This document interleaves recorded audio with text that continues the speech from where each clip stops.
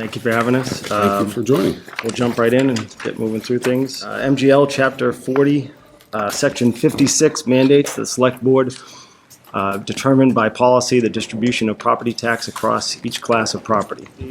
This year's property valuations draw from property sales during 2024 and property improvements. Our town experienced a little over 21 million of new growth. The next slide is just a quick look at the tax rate history.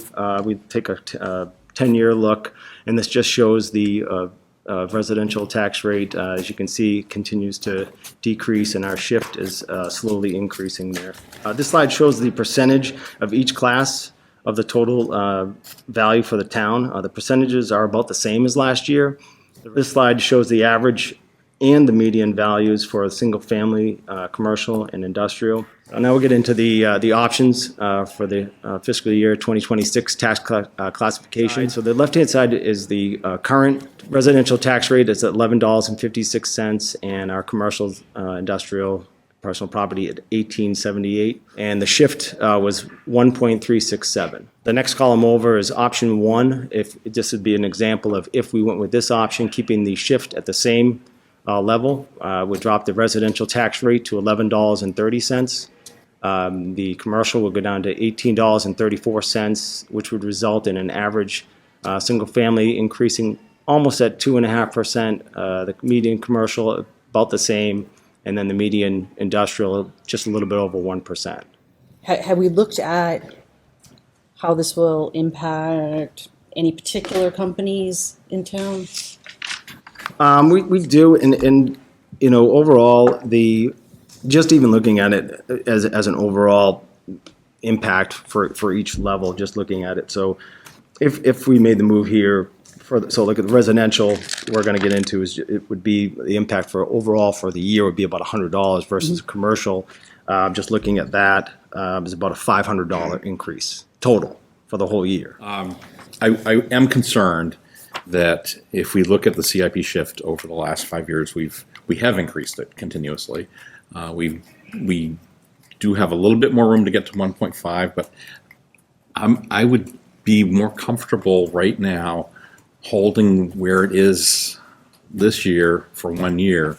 I think it shows that we are trying to take care of our commercial and industrial businesses a little bit more and not squeeze them quite any harder than we're already squeezing.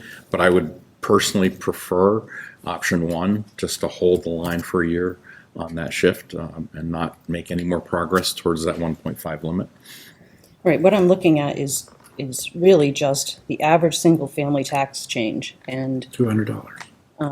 option 3, it's at 1.74%, whereas the median commercial tax change is 3.52%. So I mean, everyone's going to have an increase, and I feel like it's, you know, option 1 is fairer, where it's almost equal. Everyone's seeing the same percentage increase in their bill. To Mr. Noble's point, there may not be any bad decision here, given how close the numbers are, but you know, I think what we do tonight sends a message, and depending on where we land, it's going to be a different message. It can certainly be spun a couple of different ways, but I feel like we are a value. We are in a good place. We made a good decision last year, and slowing down that additional pressure on businesses that have been going. I mean, everyone's been going through you know, some tough times. So you know what's the right choice? Yeah. I'm going to make a motion that we keep the same tax split as last year. So What do I need to say? that's what your motion is. Okay, I move that the select board approve and adopt a residential factor of Right here. 0.8421. Yep. 2-0. 8420, sorry. I'll second it. All right. We have a motion and a second. Any further discussion? All right. All those in favor? Aye. Aye.